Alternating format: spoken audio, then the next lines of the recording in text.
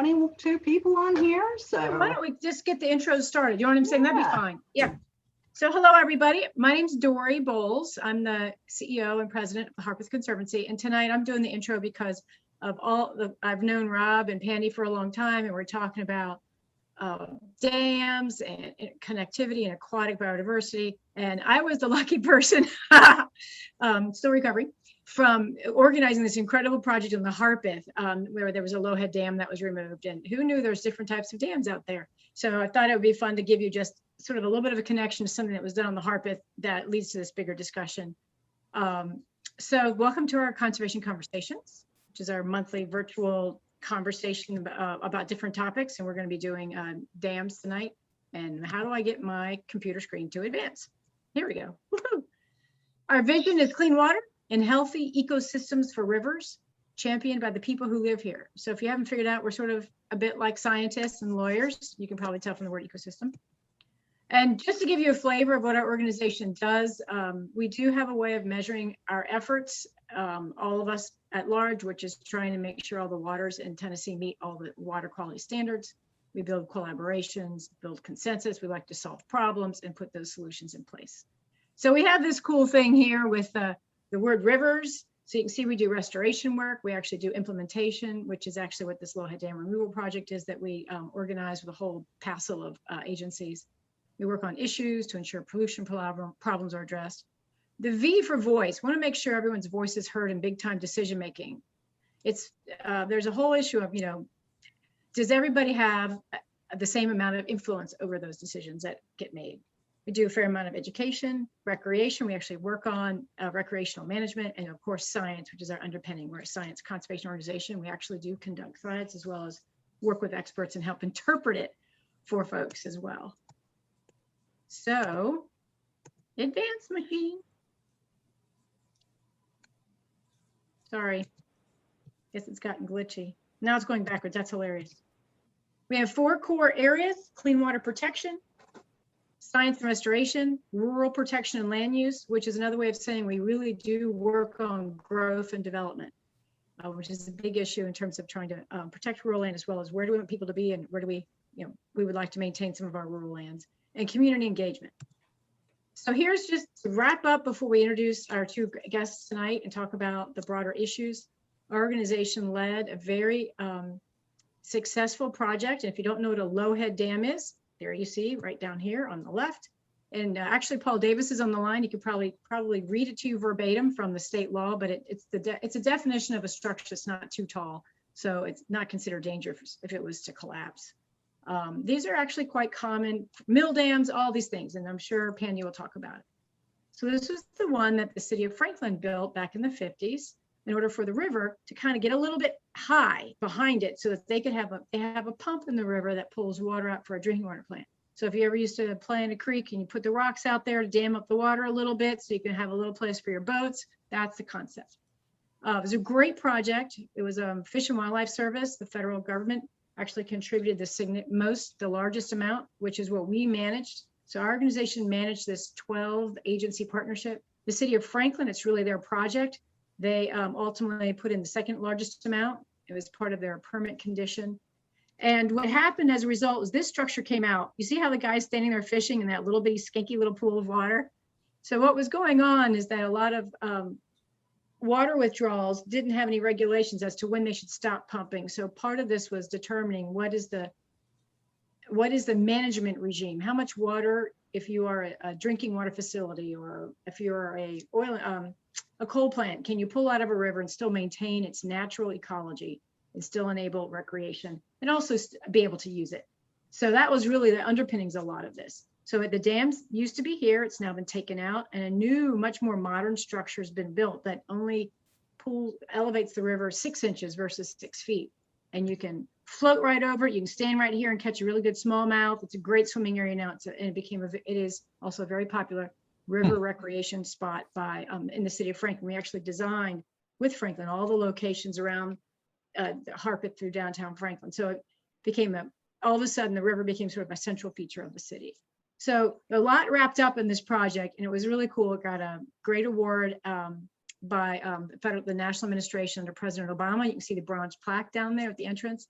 This is, if you're in Franklin, this area is called the Eastern Flank Canoe Access. There was a huge meeting of 20 people just to decide the names of these things. So emergency response could find it, and it's got an address. It's fascinating what has to get figured out. But what Rob and Pandy were talking about is that most of our rivers in Tennessee are not free flowing. They're impounded one way or the other. So the Harpeth is one of the few now that's completely free flowing. So without further ado, understanding dams and their impacts. And then at the end, we're all saying, please put your comments in the chat, and we'll try and keep up if it's something simple, and you're welcome to unmute yourself if you have a simple question, and then we'll have a lot of discussion as well. I forgot, is Rob going first or Pandy, or does it really matter? I'm going to go first. Okay, so Rob Bullard, I've known him a long time. He's with the Nature Conservancy. I did not know he lived on the Harpeth. That's hilarious. He actually coordinates the Tennessee and Cumberland rivers programs for the Nature Conservancy. So he focuses on aquatic biodiversity conservation. So it'd be great. You'll get a good feel for what all that means. And he coordinates a lot of those projects. He actually is a lawyer, has his law degree from the University of Denver, and went to the University of Tennessee, just like Pandy as well. But Pandy has her master's from Austin Peay. And she's actually been doing stuff for a very long time as a outdoor environmental nature interpreter, but I know her from all her work at the Tennessee Wildlife Resources Agency. And for the last several years, she's the assistant chief, just got a raise. She's the assistant chief of biodiversity and endangered species coordinator. And she and Rob really coordinate this whole multi-agency effort and nonprofit effort around removing dams and low-head dams where it's possible. So I'm going to turn it over to Rob, and let me unshare my screen. Go for it, Rob. Did I do it, or are you still seeing my stuff? Yeah. Now you'll have to tell me if you can see my screen here. Cool. Are we up and running? Looks good. Yeah. So yeah, thank you, Dory. And you Sure. know, the one thing that you didn't mention when you talked about the Harpeth Conservancy's role with that dam removal is that was really the first dam removal that was kind of a conservation, a river restoration strategy in the state. It was really a proof of concept for everybody that's interested in barrier removal as a conservation strategy, and has kind of laid the groundwork for everything else that's happened since then. So it was a really big deal that the Harpeth Conservancy was able to help coordinate that and pull it off. There were so many people involved. Yeah, well, which, you know, we'll talk a little bit about that, because these projects are definitely, you know, it takes a village to remove one of these. So just to kind of get started, it's great to be here. Excited to talk about why dam removals and approving aquatic connectivity are such important conservation strategies here in Tennessee. Just to give you a little bit of a roadmap of sort of what we'll cover, I'm going to start by highlighting kind of Tennessee's rivers and streams as global hotspots for biodiversity, because I think that helps explain why stream barriers are a problem, and then give you an idea of how bad that problem really is and how partners are working to address it, and then finish with some project examples before turning it over to Pandy to kind of dive deep on a project that we're working on that really illustrates some of the challenges with getting these things out of the rivers. So I should also give you a quick idea of sort of who the Nature Conservancy is and my role with the organization. So TNC is a global conservation organization with chapters in all 50 states and significant international programs as well. And we really pride ourselves on being a science-based, kind of results-oriented organization. And historically, our focus has been on preserving land that supports extraordinary biodiversity. And I'm willing to bet that if you're familiar with TNC here in Tennessee, it's because of our land protection work, which you know, is important because Tennessee is the most biologically diverse inland state, and TNC's protected around 400,000 acres here in Tennessee in the last 40 years. But, you know, Tennessee's waters are also sort of off the charts when it comes to biodiversity. And so my role with the organization is to work with partners to implement projects and policies that benefit these incredible river systems. So I find that Tennesseans are actually often really surprised to learn that we live in a truly global hotspot for aquatic biodiversity. You know, even a quick glance at this map of the total number of fish species in the continental US makes it really obvious the importance of the southeast streams. They support 2/3 of the country's fish species, over 90% of North America's freshwater mussel species, and nearly half of the global crayfish species. But it's not just how many different species are in our rivers, but how many of these species are endemic to North America and they're found nowhere else on Earth. So for example, these federally endangered blue mask darters, they're found in a few drainages in the upper Caney Fork watershed in Tennessee, really nowhere else on Earth. And southeastern waters are full of these special fishes and mussel species and crayfish. So they're often strikingly beautiful and are really like a really rich natural heritage that can't be replaced. And, you know, just as the Southeast stands out in North America, Tennessee's rivers really stand out as sort of the best of the best, even within the Southeast, whether you're looking at fish or mussels or crayfish. Tennessee's waters support more endemic species than almost anywhere else in North America. And, you know, when people think about threats to our rivers and streams, I think they often start off by thinking about pollution, which is a major threat. But along with water quality issues, a major threat for aquatic biodiversity in Tennessee is habitat fragmentation or a lack of aquatic connectivity. And this is most often caused by dams and road crossings that impede the flow of water and the passage of aquatic organisms. I think it's helpful to kind of think about rivers and streams as being structured a lot like our circulatory system, where smaller capillaries feed into veins that feed into arteries. And like those veins, when there are blockages, the function of the whole system can be compromised. And when you're talking about rivers and barriers, really you see four main impacts that these dams and other barriers have. The first is habitat conversion, where you're converting a free-flowing lotic river system into a lentic kind of still water system, which is fine for some species like largemouth bass, but it can be a real threat for many of these endemic species that are adapted for swift moving water. These structures are also migration barriers that block many species that need to travel up and downstream to spawn in smaller tributaries. They also contribute to water quality issues like lower dissolved oxygen, altered nutrient transport, temperature gradation, all kinds of things can be impacted here.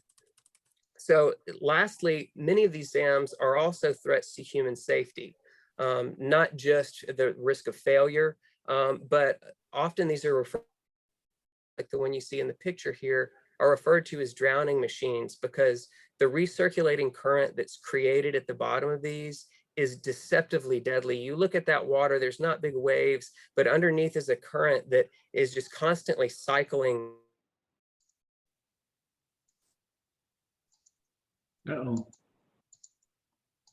When the water goes over it to pin an adult under long enough to drown them. And tragically, every year we see people drown below sites just like actually this one here in this picture.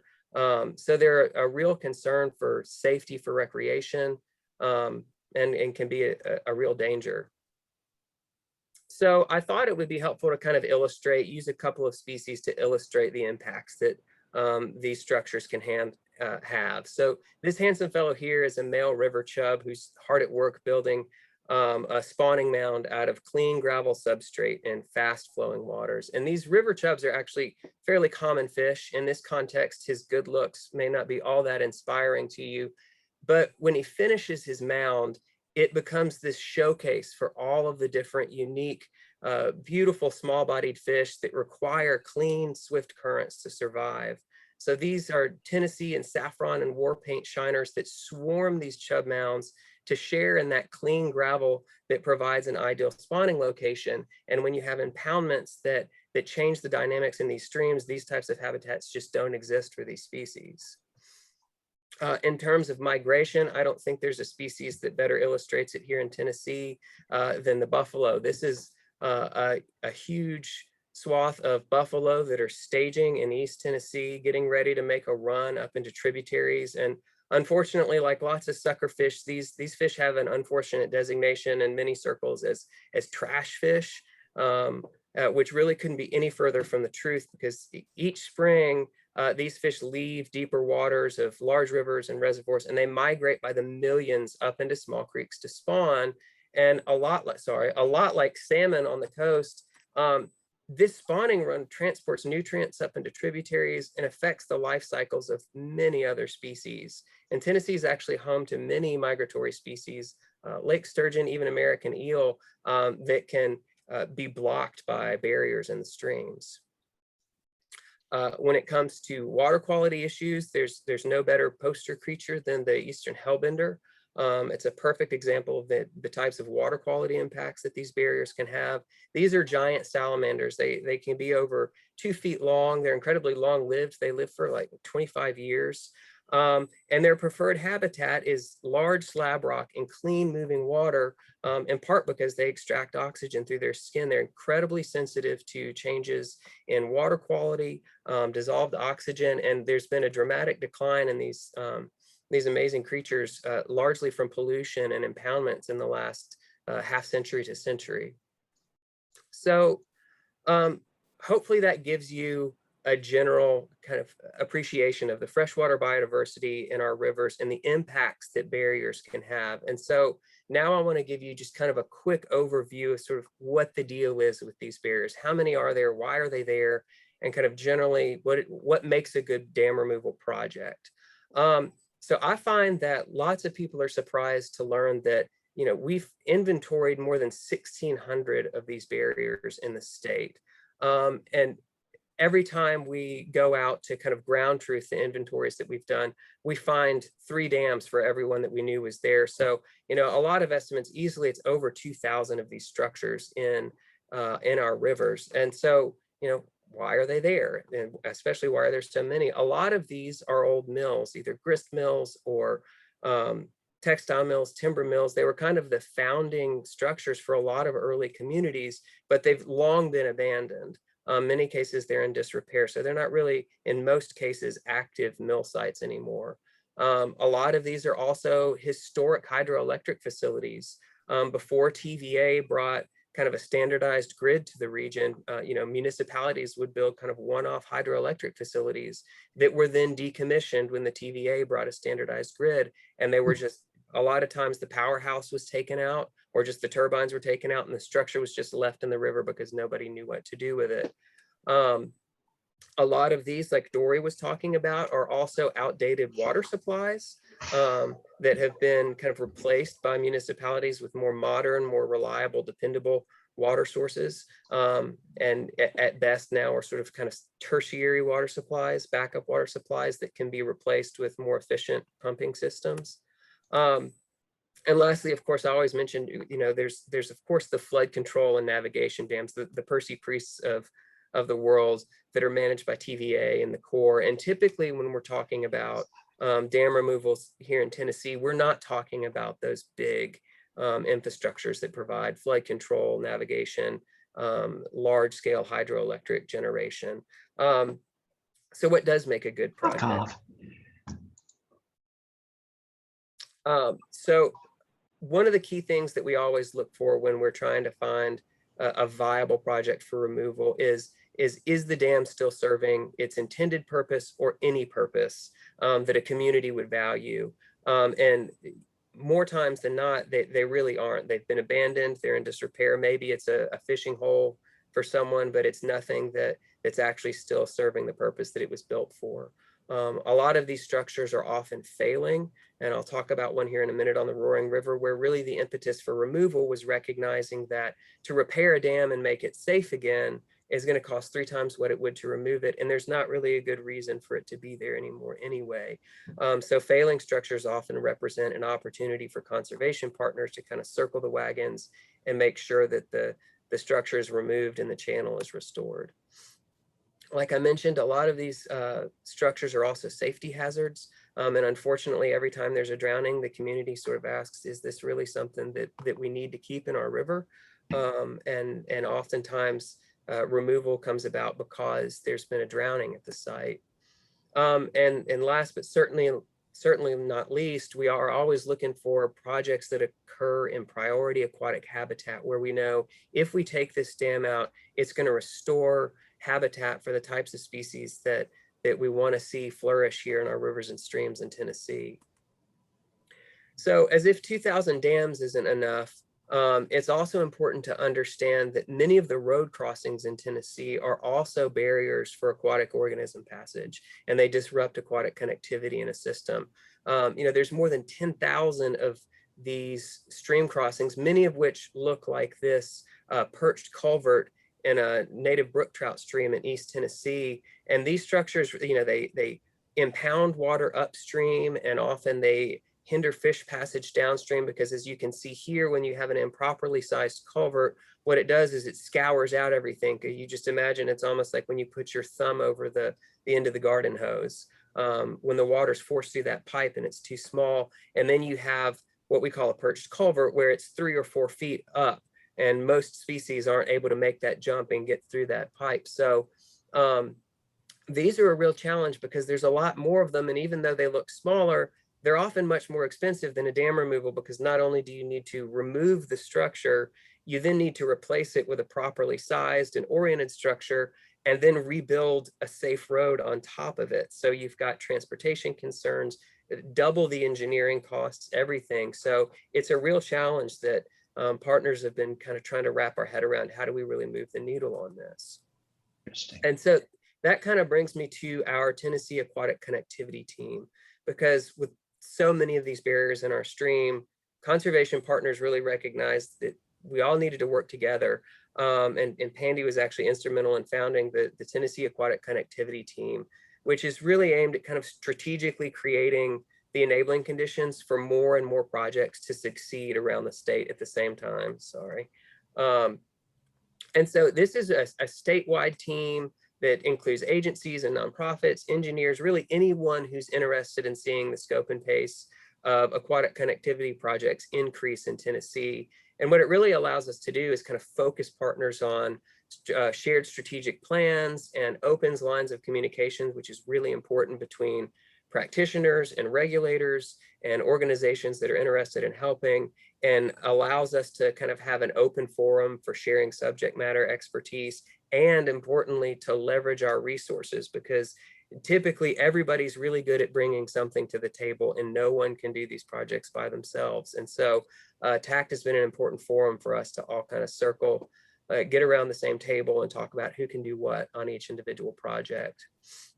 I think a good example of kind of how TACT has helped kind of move the needle is with these culverts, and the issue of, well, how do we figure out with so many, which ones are really a problem for our streams, and how do we share that information? And so basically in the last several years, we've been able to facilitate several trainings using a standardized methodology that was developed by the Southeast Aquatic Resources Partnership to assess these stream crossings and figure out which ones really are barriers for aquatic organisms. And then the results of those assessments are updated to a public-facing database of these stream barriers, where anyone who's interested in working in a specific reach of a stream can look and see, where are the barriers? Have they been assessed yet? Are they an actual hindrance for aquatic organism passage? If they haven't been assessed, how do I actually assess it and see if it's an issue? And these are kind of designed to be sort of a train the trainer process, where we have people from different agencies show up, and then they'll go back and train their peers. So we're able to kind of spread the work out across the state using a standard methodology, and get more work done that way, and then share the information so anybody who wants to work on these projects has it. This is just another beautiful fish, a banded darter, because they're fun to look at. And hopefully by now you can have an idea of how important these freshwater ecosystems are, and the threats that these barriers pose, kind of the challenges of their removal, and how partners are trying to kind of work strategically to identify the important barriers for removal, develop partnerships to increase the scope and pace of removals. And so the last thing I wanted to do is just highlight a few project examples that give you just a general idea of what it looks like to get one of these things out of a river. So the first one that I'll talk about is the Roaring River Dam that was removed a few years ago in a partnership with TWRA, the Corps of Engineer, funding support from the Southeast Aquatic Resource Partnership. This is in Jackson County on the Roaring River. And I think to date, this is probably the largest structure that's been removed in Tennessee. It's about 250 feet across. I think it's about 12 feet tall. And as you can see in this picture here, a large head cut had started to develop on the front of the dam. TWRA and the Corps of Engineers, who kind of had joint management responsibility for this site. This is a river access site that's managed by TWRA, and the Corps owns it. They were trying to figure out, what do we do about this head cut? Do we repair it? Do we remove the whole dam? So partners were able to secure the funding to actually get the dam taken out. And in kind of typical fashion, the design and permitting took years. And then the removal itself actually just took a couple of days once we actually had everything, all our ducks in a row to actually remove it. So the way that this removal worked, it's just an excavator with a hydraulic hammer and a bucket. We notched the dam and drew down the pool behind the dam, which took a couple of days for the water levels to come down. Then they just completely removed the concrete cap and most of the fill material that was inside. They sort of selectively kept some of the large rocks and positioned them to create a natural channel in the river. And really, it was amazing to watch, because within a week, the impoundment that extended for more than a mile upstream had converted back to looking like this sort of riffle run pool structure that's typical of the Roaring River here. And it was just amazing to watch how quickly, when that impoundment was drawn down, the river returned. And fish monitoring efforts confirmed recolonization of those riffle and run areas within months. And within 6 to 8 months, we were starting to document the return of spawning of fishes like these red horse here that had been, they would kind of get stacked up at that dam and hadn't been up in the tributaries for 30 years. And they were immediately up in there. So it was really amazing to see how quickly the river responded when this structure came out. The last thing I wanted to highlight are some of these culvert removal projects. We've been kind of developing an exciting partnership on the Cherokee National Forest to address stream barriers that are created by these old road crossings. The streams running out of the mountains on the National Forest are some of the state's most pristine waters, and they host incredible levels of biodiversity. But many of the Forest Service roads were built more than a century ago and used improperly sized and oriented culverts, because at the time that was the fastest, cheapest way to build the road, and that was sort of the best practices of the day. But over time, many of them have ended up looking like this crossing on Briar Creek, which is a tributary on the Nolichucky, where on the downstream side, you have these perched ledges. And this is actually like almost a 3-foot ledge here from an undersized, improperly oriented culvert, where in this case, it was a native brook trout stream, and it's an impassable structure. And so what we do is basically completely remove the old structure, and then we install a properly sized, oriented, bottomless aluminum arch and reconstruct the stream bed using natural channel design that mimics, up and downstream reference reaches of the same stream, so that you basically have a reconstructed stream with a lid on top of it. And then the road is built back on top of that structure. And so you basically have a reconstructed stream that's safer. And actually, in these cases, once you get a properly sized culvert in place, it's much less maintenance and management over the long run, because they don't get backed up during floods. They can pass floodwaters more quickly. And so it's, in the long run, a much more cost efficient way for the Forest Service to manage their transportation issues. So hopefully this gives you just the quickest idea of why this work is important and the scope of the issue. And now Pandy can give you a detailed look at what's actually involved in one of these big projects. All right, thanks, Rob. And I will see if I can share my screen. Hey, Pandy and Rob. Pandy, while you're doing that, Rob, I didn't know a lot of the terms, but the word impoundment versus riffle and run, I think a lot of people think, well, that's kind of cool. It looks like a cool little lake. I can always catch my sunfish in there. So I think since most people don't see a lot of natural river flows in Tennessee, so what's an impoundment, if you will? Yeah, so basically an impoundment is the water that's backed up behind a dam. Yeah.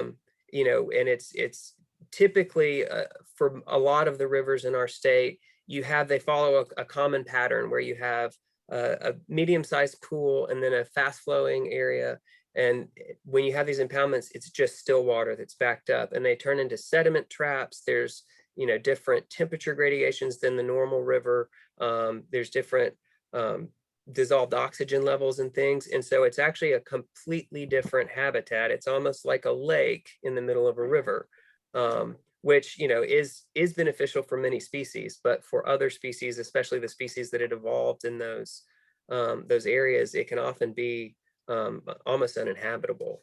Right. Okay. Thanks. Okay, Pandy. All right. So can everybody hear me and see my slide? Yes. Excellent.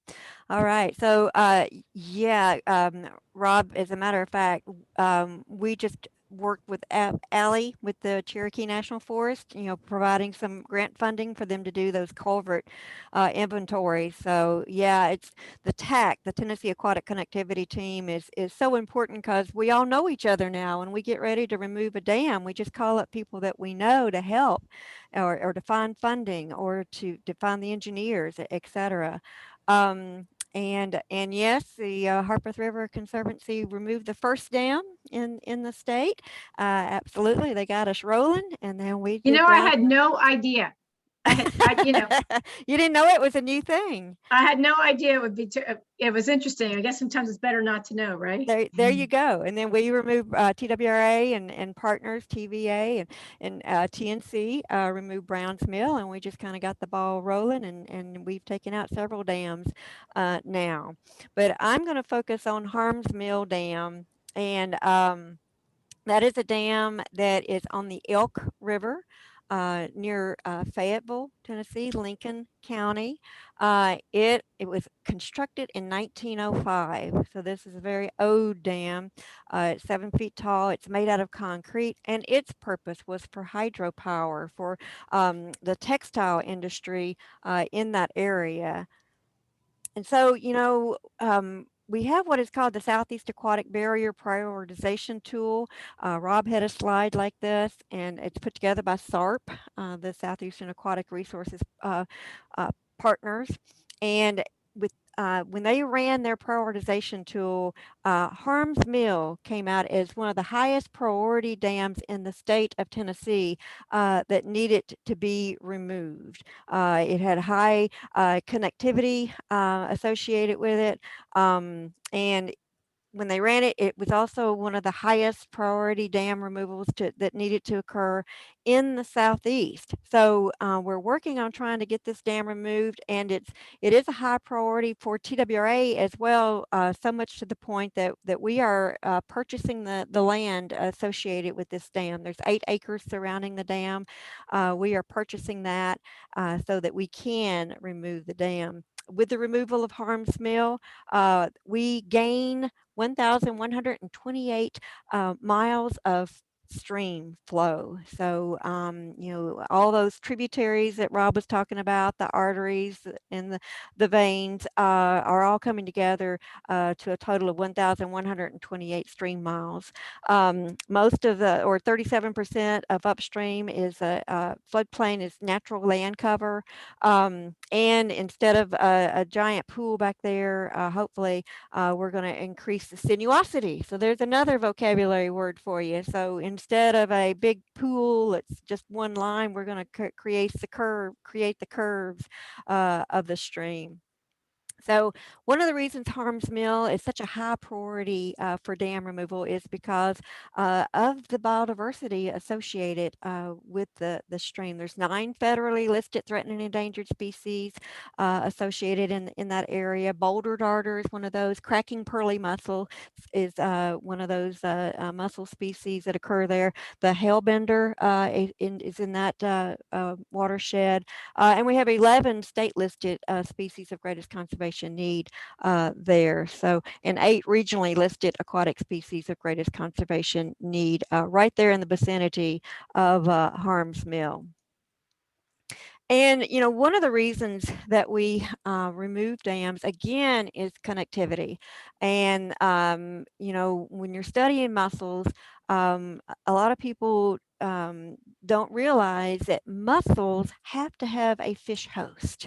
When they release their larvae, which is called Glaucidia, they have to attach to a fish that is specific to that mussel species. Some mussels have more than one fish, but some mussels just have one particular fish host that they require in order to be able to release their larvae. That Glaucidia attaches to the gills of a fish, and that's how mussels move. Mussels aren't mobile creatures, and the only way for them to be able to move is to attach their larvae to a fish and let the fish swim upstream or downstream to relocate them and to distribute their young. And one of the species that's been reintroduced into the elk is the endangered Alabama lamp mussel.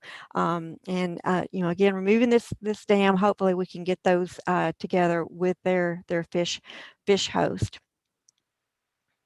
So, we've got all of the reasons that we want to remove this dam, in particular, Harms Mill.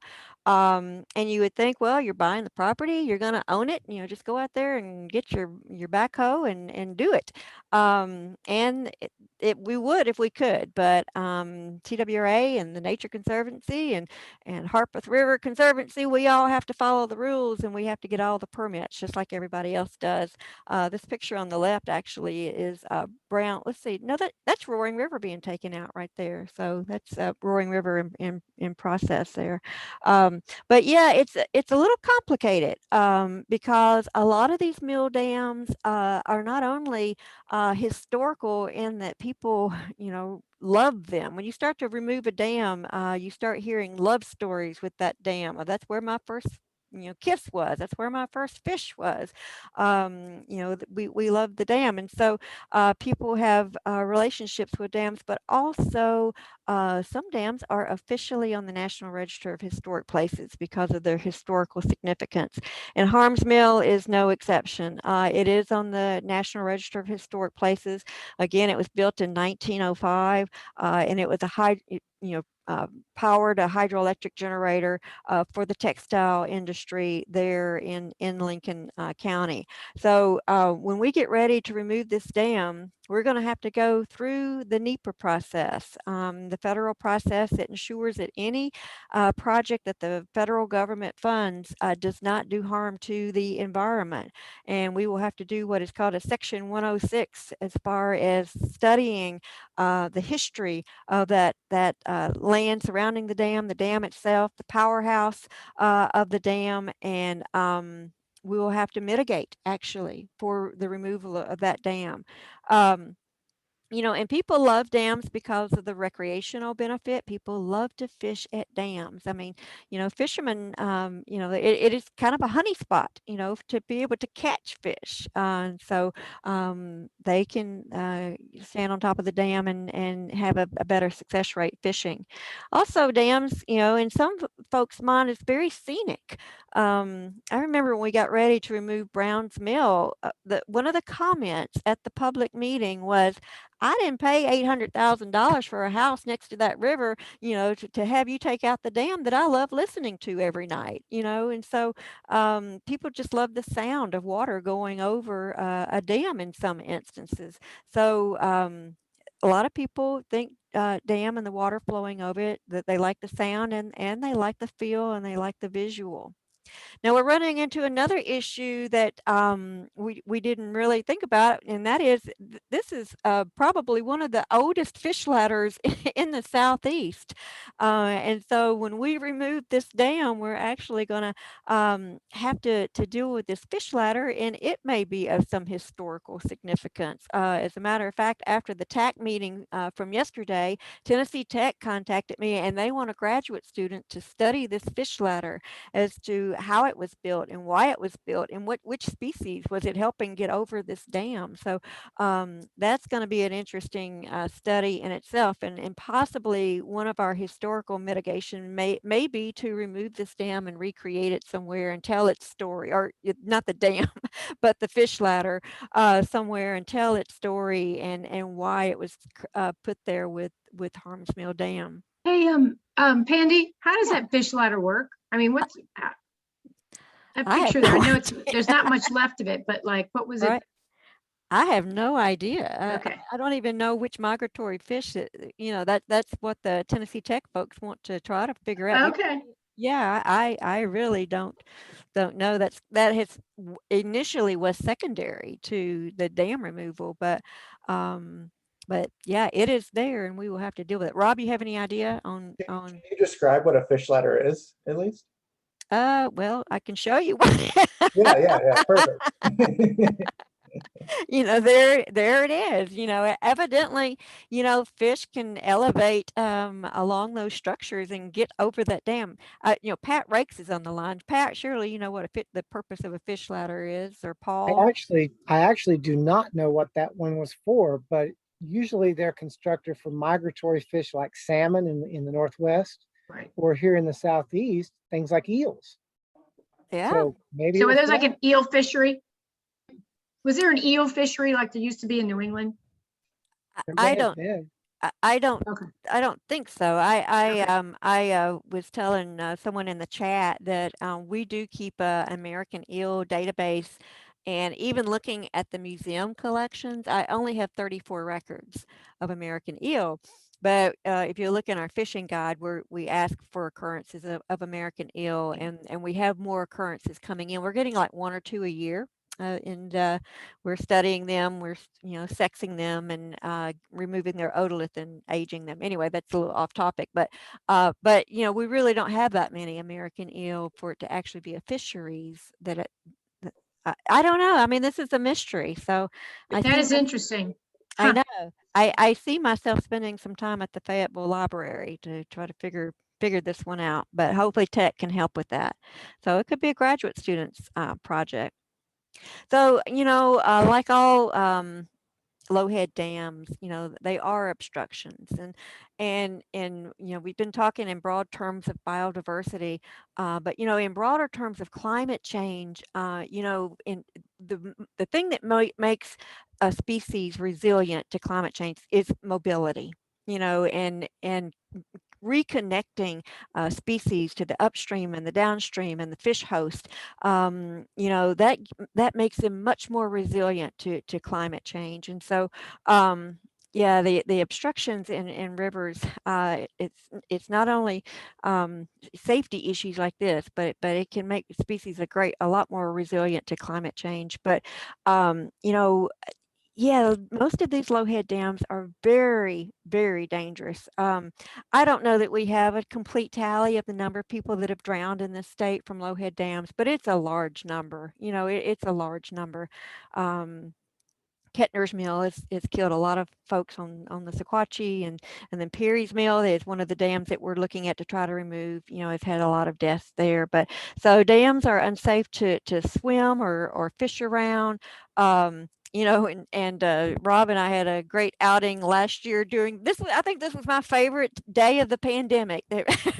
Rob and I actually got out. This picture is taken August 20th of last year, and we are actually on the top of the dam here, and we just started throwing things in to see if they would go through the dam, over the whatever, but there is a large hole in this dam, and that hole is large enough for this log. We started throwing in sticks, and then we started throwing twigs, and then sticks, and then we threw in this huge log, and it popped up on the other side of the dam. So there is a big hole in this dam. Richard Martin with Griggs and Maloney. Griggs and Maloney will be the engineering firm that does our demolition design for this dam. And Richard Martin told me that there is a story of a dog actually going through this dam, through the hole in the center of the dam. But anyway, but that's what the fish ladder looked like on August 20th of last year. And so this particular dam is dangerous because it has a hole in it, but also it has a powerhouse associated with it. And this is like the second floor of the powerhouse. Turbines and things were in here, and now there are these big holes left over, and the local kids get out there and they do graffiti and whatever kids do, and it really is an attractive nuisance. And that will be one of the first things that TWRA will have to do when we get this land purchased and get ready to remove this dam. We will also have to remove the powerhouse once we work through the permitting process. So when we get ready to remove a dam, Rob touched on this a little bit. How do we even choose to remove a dam? What is the selection process? And it is interesting that one of the most difficult things, and the first thing that we have to do, is figure out who owns the dam. Some people say that they own the dam and they don't, and some people say they don't own the dam and they do. So sometimes it's very difficult to find out who actually owns the dam, and sometimes it's government owned. But we do know the owner of Harms Mill, and we are going to purchase that property from him and get a conservation easement for the land on the other side in case we need it during the demolition process. We look to see if the biodiversity is high in that area, and if removal of the dam can increase that biodiversity. We look to see if we can improve the safety for paddling, if the river ecology can be improved, again, turning that lentic environment into a lotic environment again. And if we can... Yeah, you might as well explain what those terms mean. Okay, yeah, we've been bouncing them around. Well, the way I always remembered is low flows. So lotic flows, and lentic is so lotic is flowing water, and lentic is stationary water, still water. So so we want, in rivers, we want lentic environments. We want flowing water. I mean, we want lotic. I'm sorry. We want lotic environments that flow, and lakes are lentic environments. I think one thing that might also confuse people is there's lots of lakes out there. They're natural lakes. There are only 2 natural lakes in Tennessee. And so this is one of the dynamics and people like to fish, but they're, and I don't want to even pretend to know all the different things people like to fish, but they might be fishing for species that, if the natural habitat is restored, there are other species like smallmouth that are popular for fishing. So I think that's part of all the priorities, is explaining that, you still have those recreational opportunities. Absolutely. And that's why we will always, when we get ready to remove a dam, is we will do fish surveys before we remove the dam and after we remove the dam, so that we can show how we did affect that environment. And say, for example, at Brown's Mill, when we did the fish surveys, we had the largemouth bass when the dam was there. And then when we removed the dam, we had the smallmouth bass, just like you said. And, the East Fork of the Stones has always been known for the smallmouth bass fishing. And so that can return to that area again. But we look for funding, and we partner up with folks like the Nature Conservancy. And we look for folks that are willing to do the work, like the U.S. Fish and Wildlife Service. Now we have folks at the service that are willing to, their habitat groups willing to come out there and actually remove these dams for us. So that's incredible. We work with local watersheds and the public. And like Rob said, we make sure that the dam no longer serves its original purpose, that it's not serving the purpose that it was created for. So the process is we find that funding, we get a dam removal design together, because we have to have that together before we even can start applying for our permits. We do the species surveys, the rare species surveys in particular, so that we'll know, how we need to work with the service in case there are endangered species there at the dam, what we need to do, precautions that we need to take, conditions that we need to follow. When we do low head dams, we've got to work with the Corps of Engineers. And so one of the things with TAC, when TAC first got started, we were trying to hammer a square peg into a round hole, because we were trying to use ARAP or not ARAP, but their nationwide 27 permits for dam removal, and it just didn't work. But again, having partners at the table and us all discussing these issues, now there is a permit with the Corps of Engineers that is specifically for low-head dam removal. So it makes it so much easier to work with the Corps on that permit. And of course, we have to get our ARAP permit, the Aquatic Resource Alteration Permit from TDEC. And since this is the elk and it's in the Tennessee River system, we will also have to work with TVA and get what is called our 26A permit. But luckily, we are partnering up and we're all meeting out there next month to discuss this, and we'll all work together on those permits. Once we apply for the removal permit, we will have to work on that Section 106 of the National Historic Preservation Act, probably have to mitigate the removal of the dam itself. And we'll have to have a MOU stating how we're going to mitigate that dam removal and the removal of the historical structure.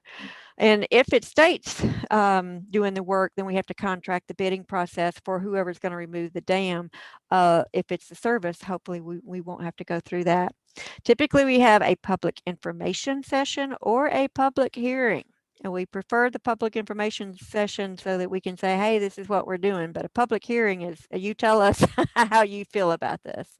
So, but we will have to get the public involved and educate the folks in that area. And then once we have done all that, we actually can remove a dam. Hey, Pandy? Yeah. And if you could wrap in the next minute or two, I just want to make sure folks, if they have been kind of quiet, really want to be able to talk to you. And also folks. Yeah. By the way, Oh, definitely. If y'all want to carry on, we can, but just wanted to do a quick wrap beforehand. No, I just want to say I go first next time, Rob.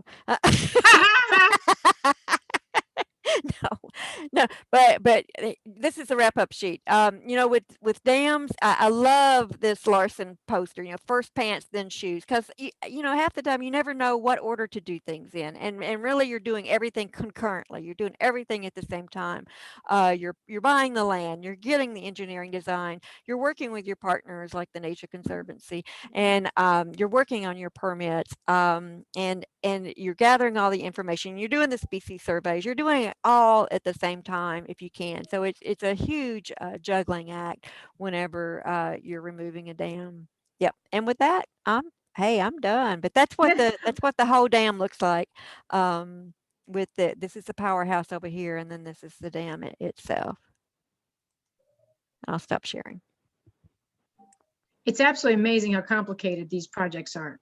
Even when if you will, government agency is doing it. And so I think that's why some people get frustrated when a private sector project gets to feel like it sails through, whatever it might be, not necessarily low-head dams.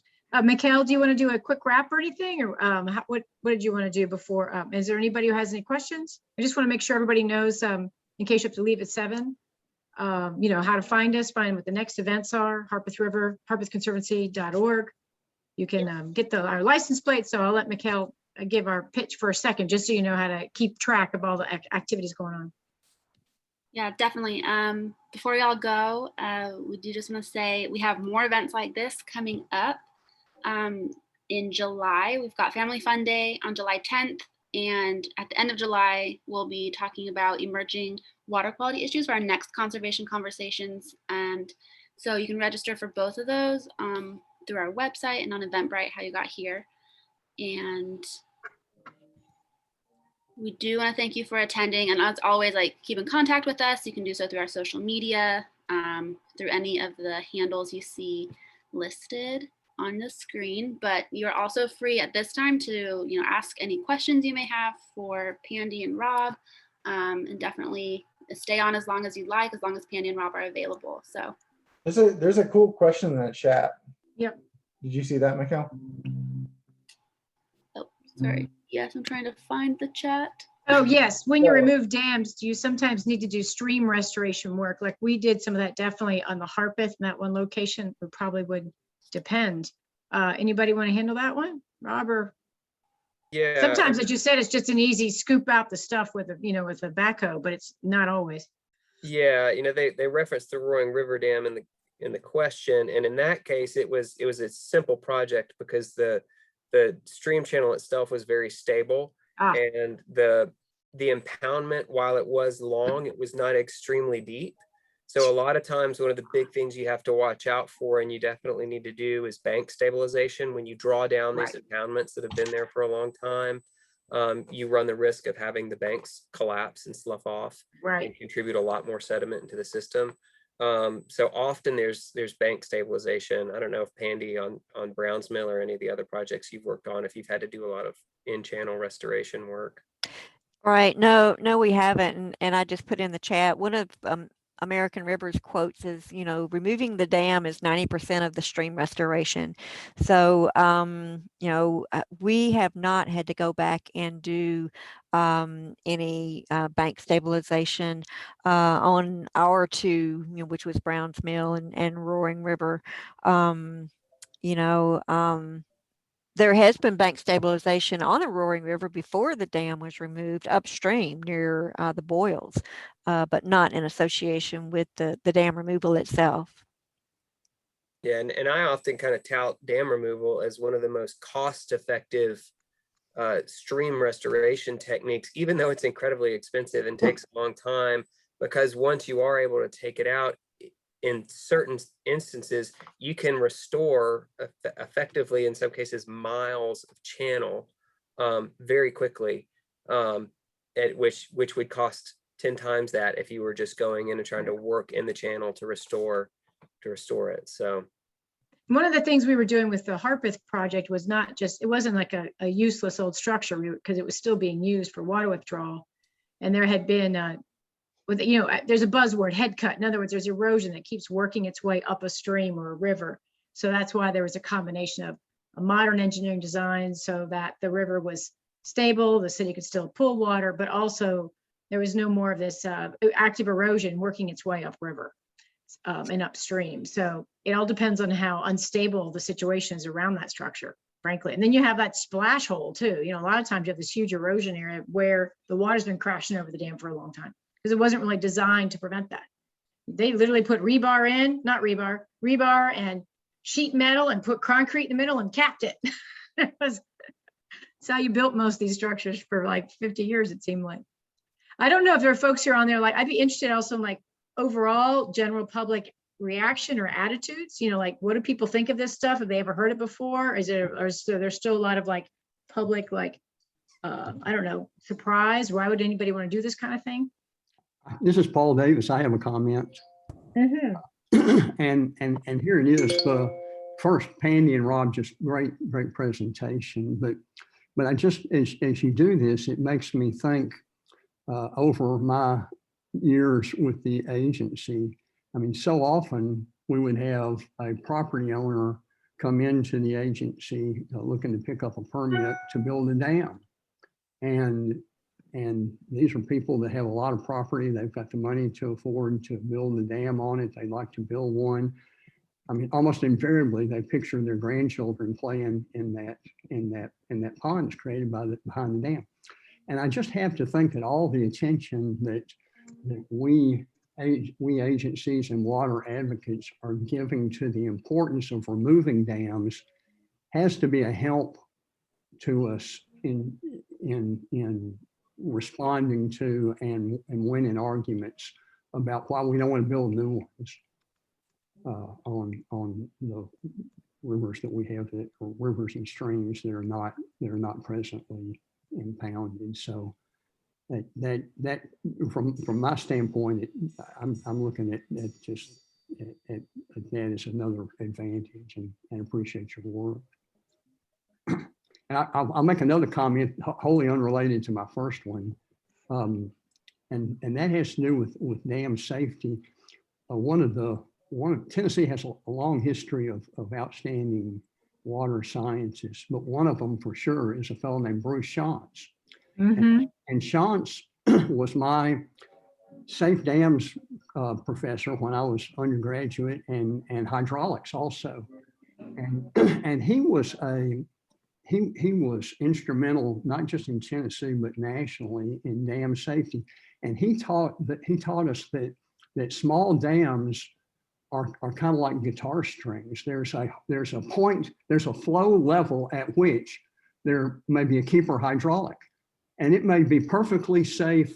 I mean, it may be safe below that flow and safe above that flow. I mean, you may go there one day and you see nobody is having a bit of trouble, and then the next day the flow is different and it's developed a keeper hydraulic, and the same dam on the same stream has a different flow and its danger is different. And so that's why we just need to get rid of as many of these as we can as a matter of public safety. So thanks everybody for your good work. Yeah, thank you, Paul, and educating folks, because you know, in Tennessee, we do not have to put a sign that says low head dam ahead. You know, that is not required. And you know, and if you're not an experienced paddler, I mean, you can come up on a low head dam and not even know it. So just letting folks know about those, you know, deadly hydraulics is important. You know, I've mentioned Kettner's Mill earlier, and we could not convince the landowner to let us remove that dam, but we could convince him to let us put up educational signs about hydraulics. And the bridge before you get to the dam, we now have a sign that says dangerous low head dam ahead, please portage left. You know, and so at least we can make people aware of it, but that's not required by law to identify low head dams on river systems. That you say that's the state of Tennessee? Yes. Interesting. I didn't realize it was state by state, because I grew up in the Washington D.C. area, and trust me, there's a bunch of signs for the one that for the water supply on the Potomac by D.C. Mm-hmm. And then these people still shoot it anyway with their kayaks. That's Dams show up on many maps or whatever, you know, paddlers might look at. That's a very good point, Angela. There might be in some places. Do we have good maps in Tennessee? Maybe that's one of the advantages of the map Rob showed us. Can people use that? Yeah, that is a public facing map. And actually, when Emily Grandstaff, who's now with the Fish and Wildlife Service, she actually started that inventory as a graduate project. And a lot of what she consulted to build that initial inventory, in addition to the national inventory, was paddling guides. Because that was one of the most, you know, the people that really know the stream are the paddlers, and they will document where they are. And so it's kind of an ongoing back and forth, I think, but the paddling community could be a huge resource in documenting these and assessing these, and also just spreading awareness, like Paul was talking about, to sort of change some of the attitudes about realizing how dangerous these are and some of the impacts that they have. Right. right. And I tell you what, I haven't used that Go Paddling app enough yet to know, but I think I will go in an area where there is a low head dam and see what happens.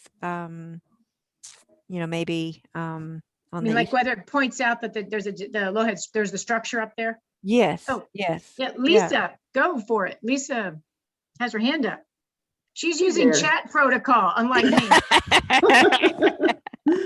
I've been well trained during the pandemic. In fact, I know, exactly. And I never know how to put my hand down afterwards. So it looks I like was just gonna say, look at me, I've actually put my hand down. So that's exciting. Well, this has been just such a great conversation. I work out of the Atlanta office for EPA, and we're working with the Georgia ACT and some other ones too.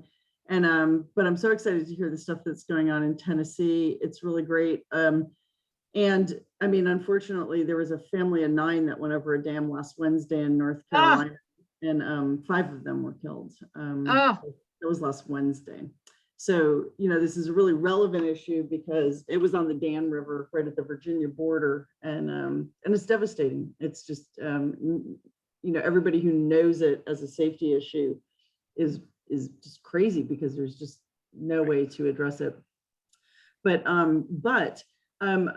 my question for you guys was, I was curious to know if you guys are partner at all or work with the Tennessee dam safety folks to know what their priorities are for non-compliant dams, and if there's opportunities there to find owners who may want to get out of notices of violations or stuff like that. Yeah, through the aquatic connectivity team, we typically have a representative from the dam safety department kind of involved in TACT, and we've, it's been a couple of years now, but we actually created kind of a one-pager take home for anybody that contacted them asking about, safety issues, or how do I remove this dam if I don't want it anymore. Right. The safety requirements in Tennessee, these aren't going to be exactly right, but I think they only cover dams that are over 15 feet tall and that only impound a fairly significant amount of water. So it's only a small percentage of the total dams that are in the state, and it's typically the bigger ones that still are serving a purpose. So we haven't found a lot of overlap, from a conservation project type standpoint, but we've certainly reached out to them about, if there's ever anyone, even if it's from a safety standpoint, who needs help getting these out, please reach out to the TACT members. That's One of the fabulous. other things that I've run across, and I've had some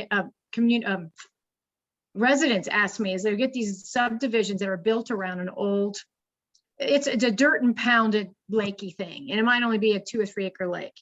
I can see Pandy and Rob, we're all shaking your heads. And then the trees are growing up on the thing, which means at some point that berm is going to break. And there's really no path for it to go. And so their homeowners are, oh my gosh, it's going to go in my back, it'll go in my garage, and then it'll be a one-time breach. But there is a lot of that. It's all this old legacy stuff, so. Some of it's not necessarily legacy. I mean, there's a dam on the west fork of the Stones, and I mean, when you it's on Highway 99, and it's adjacent to a greenway, and there's a whole subdivision surrounding this, this lake that this dam is creating on the west fork of the Stones River. But it's going to be practically impossible for us to even think about removing that dam because everybody has a lake in their backyard. Oh no, they all want it. And so we have the same thing in Franklin, where they sold the concept of a beautiful waterfront property. It's a stormwater pond, and it fills up with all that stuff. It's very interesting. People do want the standing water. That's why I was interested in some of the folks on the call about, expectations and what they see, and what, when you lose it, you don't know what you've lost. And that's one of the challenges, I think, with trying to really restore some of the natural river flows and natural habitats. Absolutely. There was someone who spoke from SARP on the TACT call the other day, and they said there's 4,200 dams in Tennessee, 905 have been reconnoitered, and they think there's 159 dams that are potentially feasible to be removed. So that was a good little fact-finding thing from the TACT meeting just Tuesday, yesterday. So 159 out of 4,200. Yes. And part of their criteria was that it increased, it opened up more than 1 mile of stream. So yeah, so it did, they were trying to get some bang for their buck, but yes. So, and that's an ever-changing number, because we're continuously doing inventories for obstructions and low-head dams. Yeah. That's 400 across Tennessee, or? Yeah, I think so, right, Pandy? 42, yeah, I mean, 4,200 correct me if I was taking notes, Rob, correct me if I'm wrong, but didn't she say 4,200 dams in Tennessee, 905 reconnoitered, and 159 potentially feasible to remove? Yeah, and that was a new number that they were using new LiDAR technology, which basically is able to detect even small variants, amazingly small variances in elevation. And so they basically scanned all the rivers and identified things that they think are barriers that we don't know about yet. And it more than doubled the number in the inventory. And I think they're kind of working through now which ones are really, actionable projects. But yeah, those numbers are about right. The Conservancy and the Cumberland River Compact got a grant from the National Fish and Wildlife Foundation a few years ago to do some of this inventory work. And we picked out priority watersheds in the Tennessee and Cumberland Basin. And we did we called it desktop reconnaissance. We would fly over it on Google Earth, and we looked at more than 500 of those. And out of those, maybe 50 kind of passed the initial smell test of this is a real dam.